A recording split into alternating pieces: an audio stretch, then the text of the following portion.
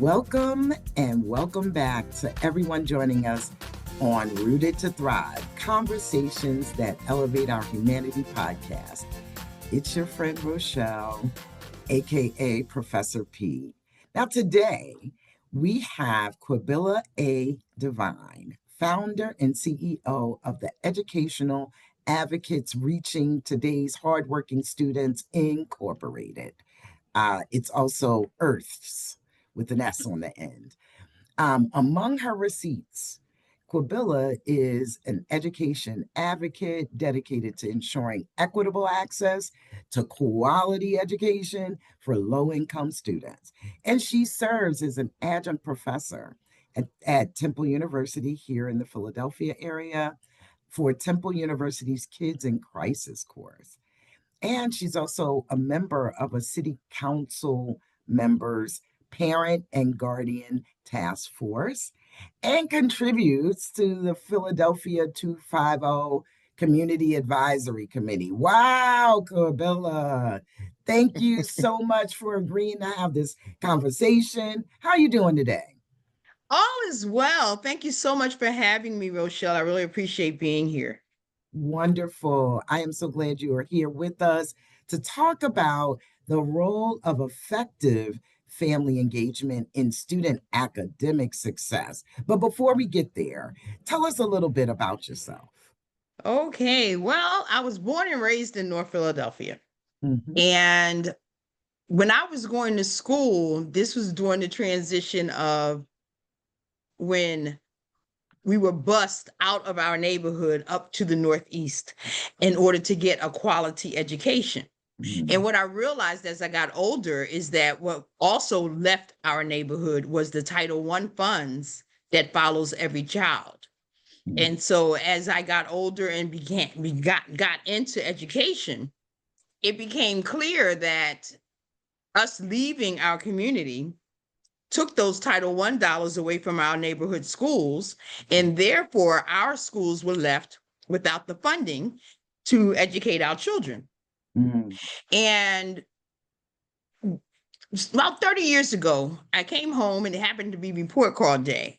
And I asked the children, I was all excited, let me see your report card. Let me see your report card. So they showed me their report cards. And the little teeny ones, like first grade, second grade, were getting D's and C's and F's. And I'm like, what in the world? So I asked them, I said, if I came and tutored you, would you come to tutoring? Their faces lit up and they were like, yes, yes. So I started tutoring them 2 nights a week, 2 hours a day in the basement of my sister's home. That's how the Educational Advocates was started. And the acronym is the EARTHs, because from which we come, we will return. Born and raised in North Philly, I returned after going to college and started this nonprofit in order to help the children and the families in the community see that education is the key to success. Mm-hmm. And so in teaching the children, we realized that the parents were not reinforcing the learning. And so my sister then started a group called Parent Power, What Will You Do With Yours? In order to help the parents understand that their rights and role and responsibility to be actively engaged in their children's education. And fast forward, my 2 nieces are now involved, and they have a Parent Leaders Advisory Network that help high school students tutor elementary school students. Wonderful. Yes, there's the legacy. You're right, paying it forward, Yes. teaching, yes, and then teaching the younger ones to help the younger ones. That is wonderful. Thank you. I love it. So you shared a little bit about the families, and you've been advocating in education for a long time. What first made you realize that family engagement wasn't extra but essential when it came to engaging with the schools, for example? What first made me realize I was going to work, and every morning I would go to work, and this was in the summertime. There was a young lady sitting on the steps, and she was there when I left. I spoke to her, and she was there when I came home. I spoke to her. And it dawned on me that she has 5 children, many of whom were in school. And I thought there has to be some kind of way that her federal assistance, the TANF uh, trans temporary assistance for needy families could be tied to her volunteering in school.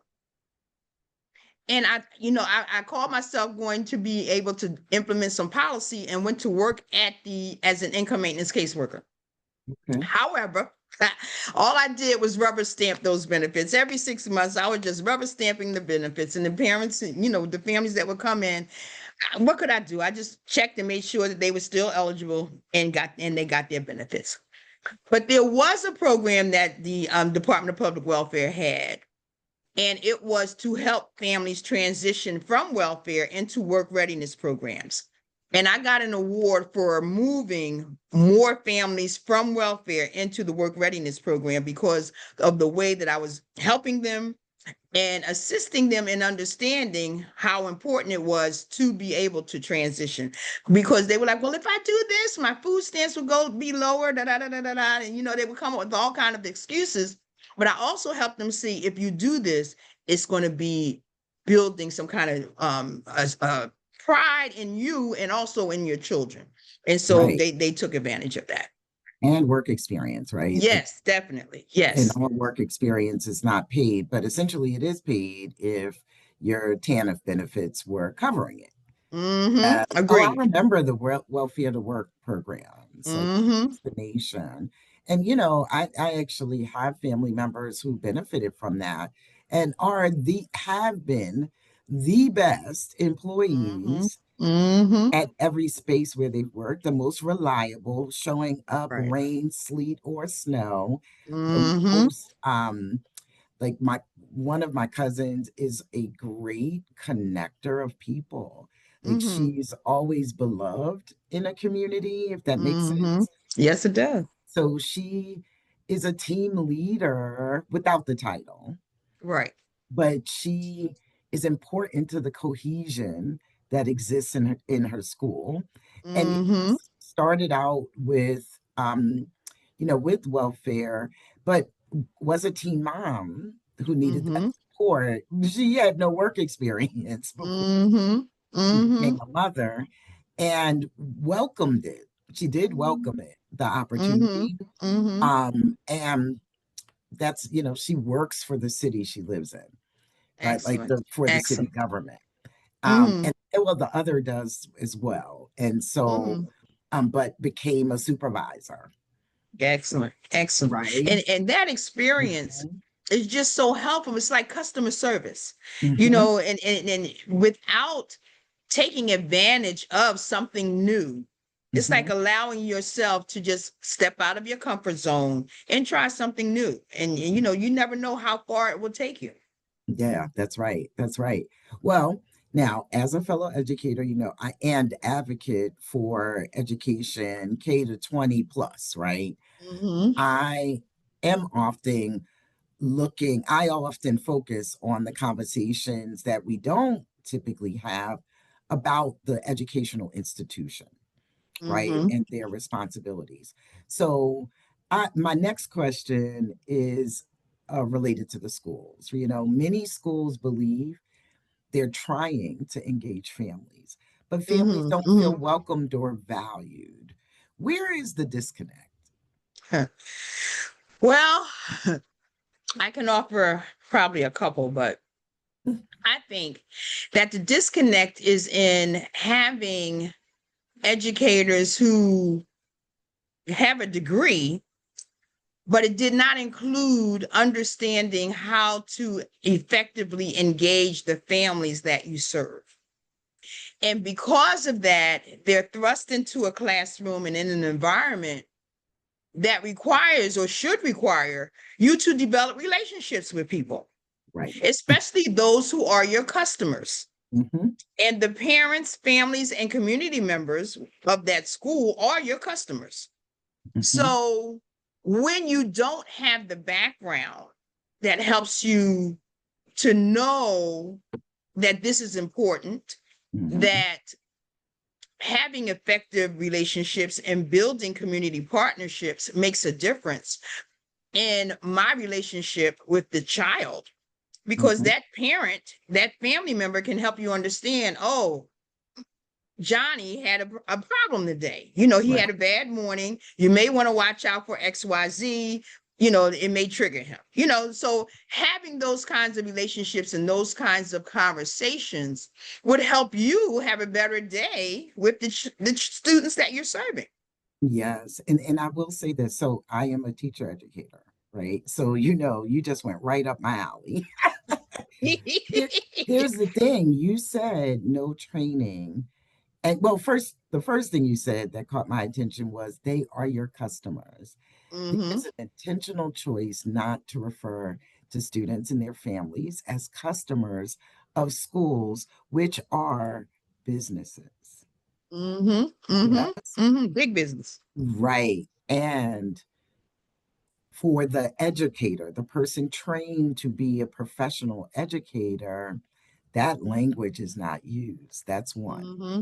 Because they Mm-hmm. understand customer client Mm-hmm. relationships. Well, they understand it, Mm-hmm. but are not trained over 4 years or more to think of the people they're serving as their clients. And I don't know about Mm-hmm. you, but when I was growing up, the customer was always right.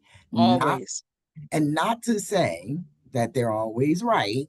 Mm-hmm. You know, we are Mm-hmm. dealing with children and youth many times Mm-hmm.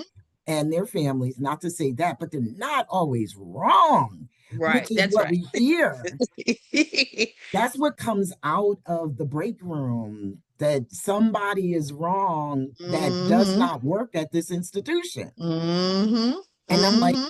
I have to deal with that with my grandchildren now, right? When I'm Right. talking to my stepchildren about what's happening in school, I'm always asking a question that's not asked. What happened before this? Yes. What was Yes. going on in the classroom? What did the Mm-hmm. teacher do or say? Not to look to blame them, but I'm looking for the truth that somewhere Mm-hmm. in between Mm-hmm. this complaint that came to your doorstep. Mm-hmm. Mm-hmm. Yes. Yes. The other thing was you said no training around relationship building and Mm-hmm. engaging families. This is critical, folks, because Mm-hmm. we are taught just as much by what we're not taught. Mm-hmm. Yes. Agree. So if Agree. it's missing from somebody's program, that Mm-hmm. means their professional development program, that means, oh, that's not important. Mm-hmm. That's exactly right. That's So exactly right. to no fault of their own, professional Mm-hmm. educators are coming in to a profession missing information that is critical. Mm-hmm. Mm-hmm. They are right. I mean, it is critical, and it's not everybody. I mean, Right. I think old school, a lot of old school teachers, they know the Mm-hmm. deal. Mm-hmm. Did not have to be trained to do that, but we were also our culture was still in the U.S. was still really focused on kind of the village mentality Yes. in our Mm-hmm. neighborhoods, Mm-hmm. right? Like that everybody takes care of the children. That's right. And so I, for one, was fortunate that in the late 60s and 70s, I Mm-hmm. had teachers who understood the power of Mm-hmm. relationships. Mm-hmm. Mm-hmm. And more times than not, they were in and of the community that they Correct. were serving. So Mhm. that also made a difference because it was easy when they knew that you might see mom or dad in the supermarket or on 22nd Street or some other Mhm. commercial corridor. You better get your stuff together or have your stuff together because you did not want mom and dad hearing about what happened in school.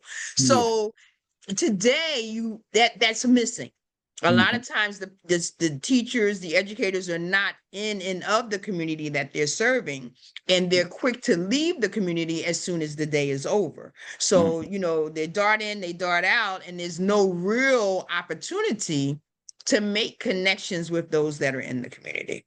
Yes. So I'm hearing you say there is a need to connect Mm-hmm. Mm-hmm. outside of the school day. I mean, teachers in particular have to work, well, and the administrators have to work beyond the school day anyway. Yes, yes, Wow. yes. What would it look like if they were focusing on building relationships at that time instead of having to work on lesson plans and going to buy their own supplies. Okay, I've said it. I'm off my soapbox. All right. But you just opened that door to this conversation.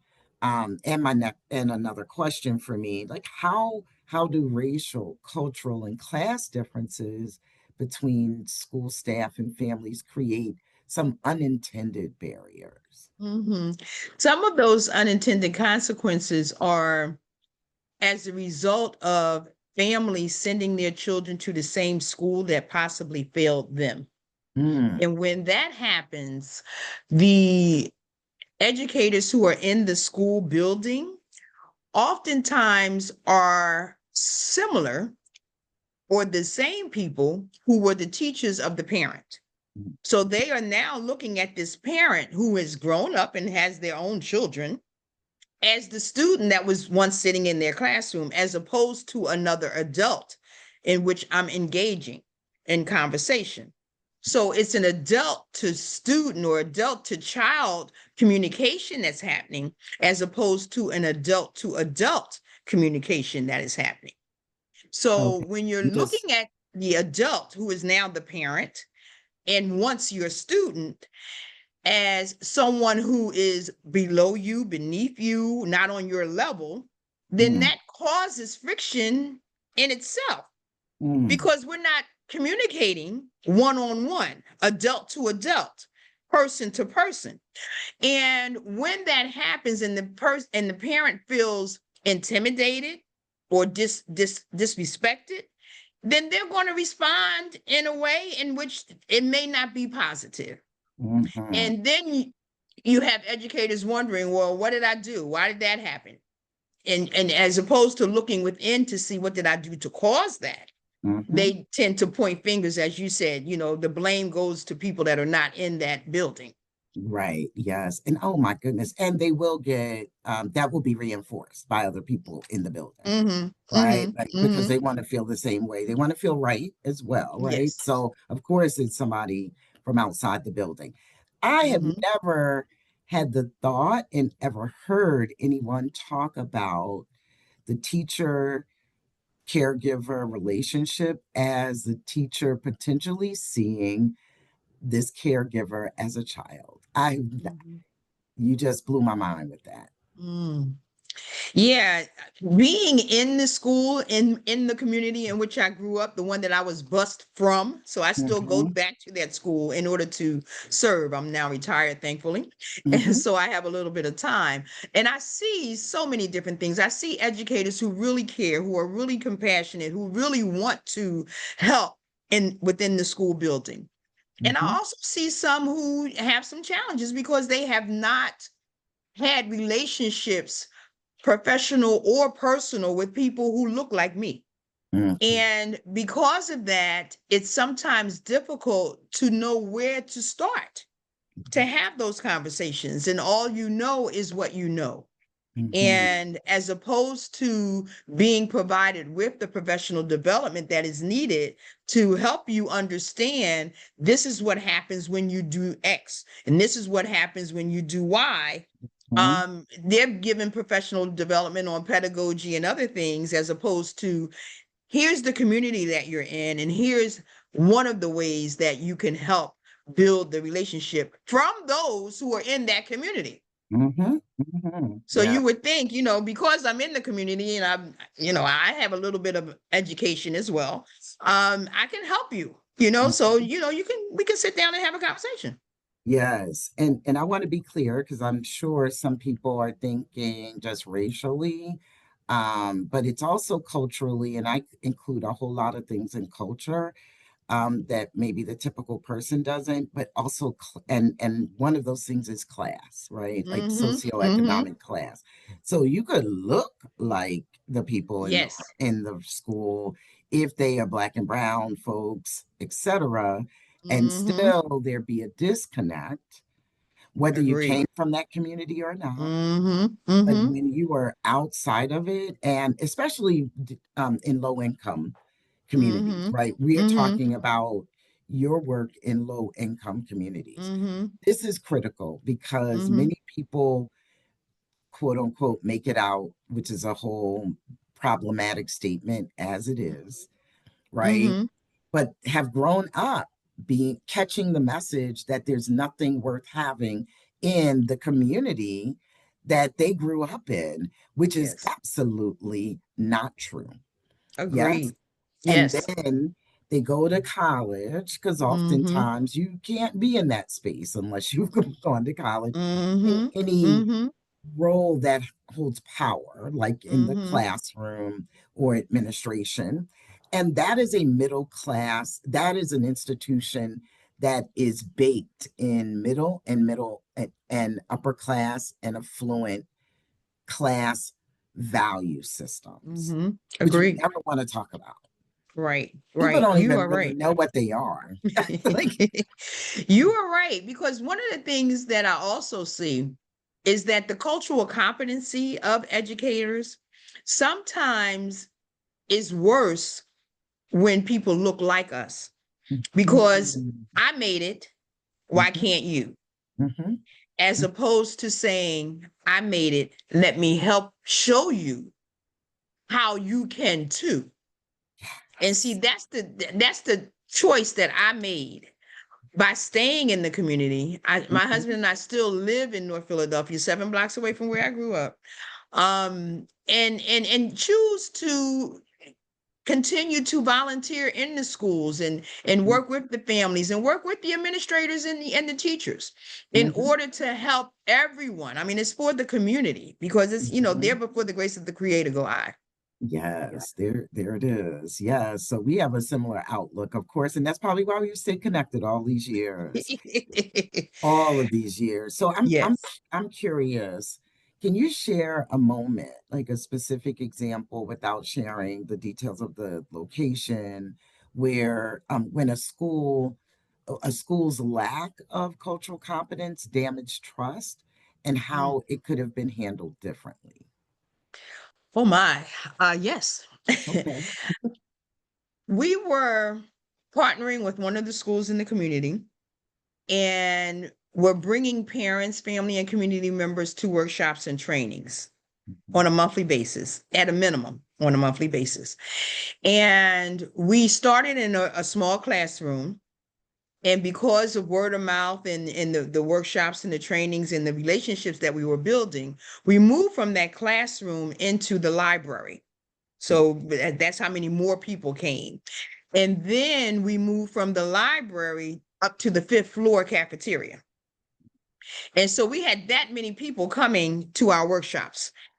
And unfortunately, we had a situation where my sister was a school reform commissioner. And once she was no longer a school reform commissioner, that relationship with that school kind of went sour. It was like, what can you do for me now? How can, you can't help me because you don't have that quote unquote power. Mm, And so we were no longer allowed in that school. And it's been a struggle striving to get back into that. So and then COVID happened. I mean, you know what I mean? So it was a series of events that kind of transpired. And we're striving to just kind of rebuild that relationship so that we can again, serve the community. One of the biggest things with nonprofit organizations is space, and having community space or space within the community in which to hold workshops and trainings, because it's not always ideal to be in a school having conversations about school and educators and like that. You know what I mean? yeah. So sometimes, you have to look outside of the school building Mhm. for space to hold workshops and trainings. So that's interesting. Are you saying that? So, what was the lack of cultural competence that The damaged? lack of cultural competency is seeing that even though we were community members, we still had value, regardless of what position we held. Right. There So was when, still value in us being able to have parents coming together and working together with their children. Because the workshops that we did was we brought the parents and the children together. We read a book, and then we did a math and art activity associated with the book that was read. Every child that attended got a free book and all of the manipulatives and math activities that, we were giving out. okay. The parents were telling us that the children were bringing them, mom, it's time for the workshop, So the children were bringing the parents to the workshop. And Right. so that's, that type of bonding and rebuilding of the village, Mhm. it's like you can't duplicate that. Right. But what I'm hearing then the assumption is that, or maybe the fact, is that the school opened their doors only for political gain. And when that wasn't there because of the shifting positions, then space is no longer available. Yeah. Wow. Yeah. Yeah. Yeah. Yeah. Ah, Yeah, yeah. it's sad. I mean, Mhm. it is sad. However, we bounce back because now we have a new partner, and Okay. we're partnering with Temple University. Wonderful. And so that's a good thing. And we're going to be offering workshops and trainings for grandparents who are raising their Mm. grandchildren or Oh, any yeah. other kinship caregivers. So Hmm. any kinship caregivers that are raising children who are not theirs, we welcome Hmm. them. We're going to be starting workshops in January. Oh, that's wonderful. So, can you tell educators who are listening, how can they move from involving families to co-creating with families? What do Ooh-wee. you do? Well, the first thing that I would say is number one, be your authentic self. Okay. Number two, be willing to learn and listen from those who may not be like you, may not look like you, may not talk like you, may not walk or dress like you, because it takes all of us. It takes that village working together in order to help raise our children. Hmm. So, as long as we're willing to collaborate and work together and see beyond our own differences, then we Hmm. should be okay. Yeah. When you said be willing to learn and listen from to people who are different from you, the first thing that popped in my mind was, yeah, we are experts in our own lives. Mm-hmm.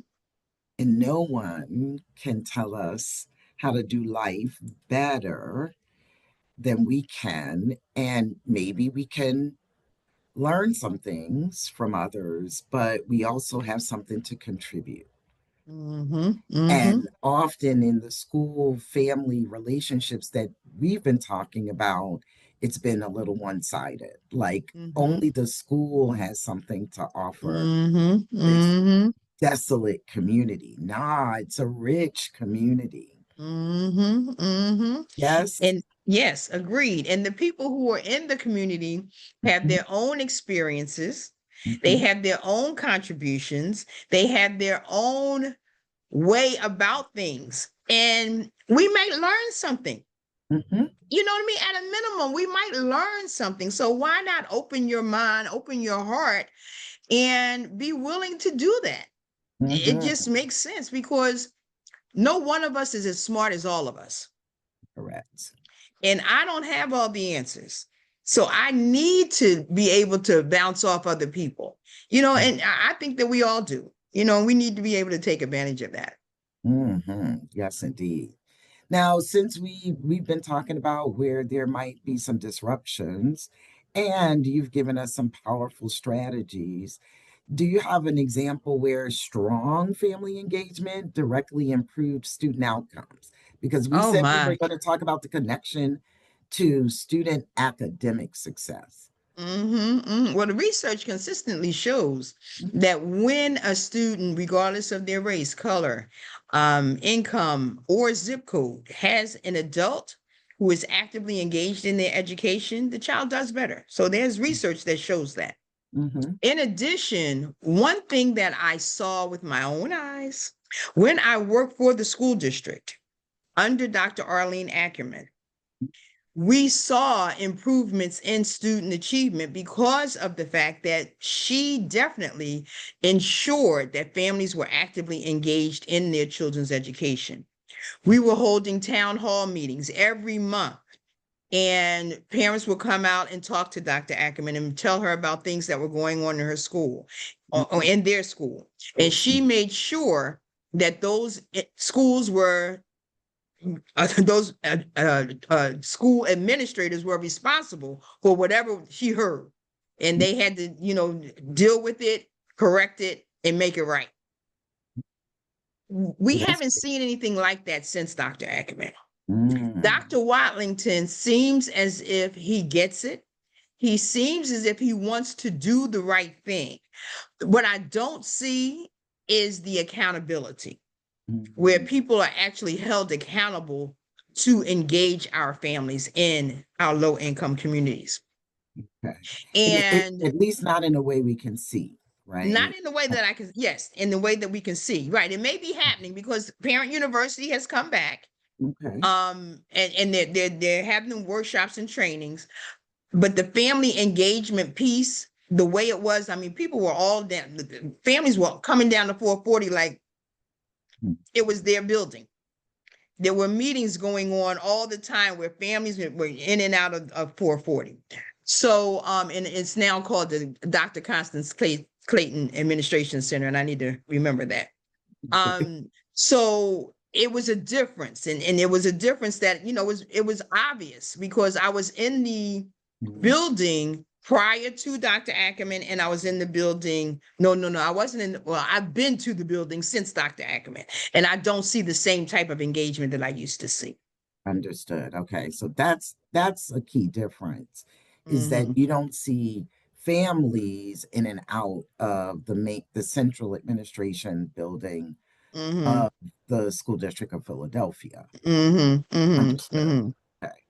And for those who are listening in the 13 other countries that I know about right now, our educational system, our public and free educational system has districts.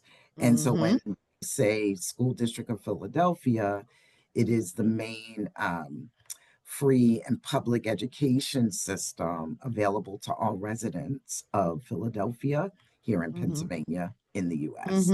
Just want to explain that for folks who have different educational systems. Thank you. Because they can probably relate. I can't imagine. Well, I would love to know if other countries are doing it much better than we are. Yes, that would be great. Because I mean, we can always learn. Yeah, exactly. Yeah. So community is a great multiplier of power. I sense that. I know that, but I sense it from what you're sharing as well. How do the partnerships with trusted community leaders or advocates, how do they strengthen these relationships? Like even beyond your organization? One of the ways in which effective community partnerships strengthen relationships is we have a connection to the families because we're serving the families. We're the ones providing the turkey giveaways. We're doing the food giveaways. So we have the connection. So it's easy for us to be able to say, listen, here's a meeting going on. You might want to go check this out. Right. Here's an event that's happening at the school. You may want to go and support it. So it's coming from a community partner. It's different if a school is just saying, come when we call you. Right. Right. We're giving them a more welcoming opportunity as opposed to a school saying, listen, we're having this event, just come, as opposed to opening your doors all the time. Not only when you have events, open your doors to families in the community at all times. And because we're serving the communities, we can put a flyer in some of the things that we're giving away, to let them know, look, this is an opportunity, go take advantage of it. So we can assist these schools in getting the word out to the families, because I don't know, but for me, word of mouth carries a long way. Yes. Well, and especially in our town. Yes, yes, yes, yes, yes. Yeah, it does because there is a trusted person that is passing along the information. Mm-hmm. And, if you know a little bit about advertising, the reason why we see commercials many, many times is because there's science behind how our brains work, Mm-hmm. and advertisers have studied it. And they Mm-hmm. know that I am more likely to buy something after I've seen it. I think it was 13 times. I don't know, 13, 17. I don't know. Right. But Mm-hmm. also, people pay attention to different things. Yes. So somebody is going to come because the teacher sent home the notification. Mm-hmm. But there's going to be many, especially if you've had some of those dynamics that you share, Mm-hmm. right? Mm-hmm. Where this person's Mm-hmm. talking to me like I'm a child, the person is not going to be the person who is inviting me into that space where I Right. would pay attention. So, Mm-hmm. right, Mm-hmm. like, because if you don't have respect for me as an individual, we can't really communicate even about my child. Yes. Even if I don't have a choice, then my child has to be in that school, Mm-hmm. because what I can Mm-hmm. afford is free and public education. That's right. That's right. But I'm not walking into a room that, well, maybe I would, but that's a whole nother story. I mean, but many people would Mm-hmm. not walk in a room where they feel like I'm going to be attacked, I'm going to be Yes. belittled. I've Yes. shared this before. A friend of mine who was Puerto Rican, her mom was so Mm-hmm. engaged in her schooling when she was in the primary grades, like before, Mm-hmm. like even I think all throughout elementary school, got to Mm-hmm. middle school, and people were talking to her like she was a child, or Wow.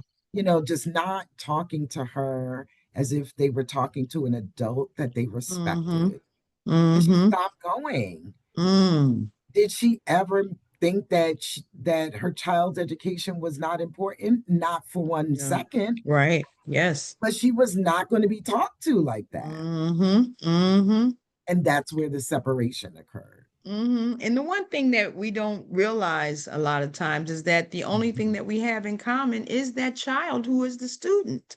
Yes. So let's build on that commonality. And you just made me think about, parents who are separating, who, Mm-hmm. really many people can relate to this example, right? Like, I'm separate from you, but this child is what we have in common. Right. What we make decisions all the time, Mm-hmm. we compromise all of the Mm-hmm. time Mm-hmm. Mm-hmm. for the good of that child. Right. Yep. Yes. And Yes. that's me giving Yes. people the benefit of the doubt. We know some Mm-hmm. people use their children as pawns, or, Mm-hmm. because they're angry. Yes. However, they're not, when it comes to their education, their ability to thrive, their future. I would say those people who drop that kid off every day, there's Mm-hmm. something in them that wants that Mm-hmm. child to thrive Right. and have a Yes. future that the child desires, where they experience respect as well. Mm-hmm. Mm-hmm. And Yeah. in most instances, Mhm. parents and family members want what is best for their children. They want their children to succeed. Sometimes they just don't know how to help them, and they Mhm. depend on you, the educator, to do what is needed. And as I said before, if they went to the same failing school that is now failing their child, how Mhm. can they help them? It's Mhm. very difficult. And so that also brings a level of defeat, Mhm. um, and just low self-esteem. So, the child may get to a point where their educational level is higher than the parents. Mhm.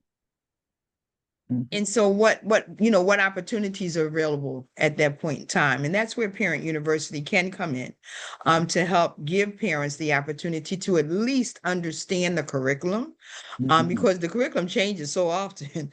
Um, so they can help them understand the curriculum, what's being taught in the classroom, so that they can hopefully help their children a little bit or understand a little bit of what the child is getting.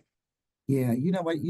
I wondered about this. I just got an idea because I was like, oh, what if it's open to community members? Because I don't have children, right? Mm, So I don't have children in the district, even if I did, right? So mm, if I was also able to understand the curriculum, could I support other people that way as well? Because I'm not even sure we offer that opportunity to people if they don't have children in the district, mm. right? Well, there is an opportunity Oh, okay. in, in the Philadelphia School District. They have, if you're on the school advisory council, there may be an opportunity for you to be able to do things within the school community.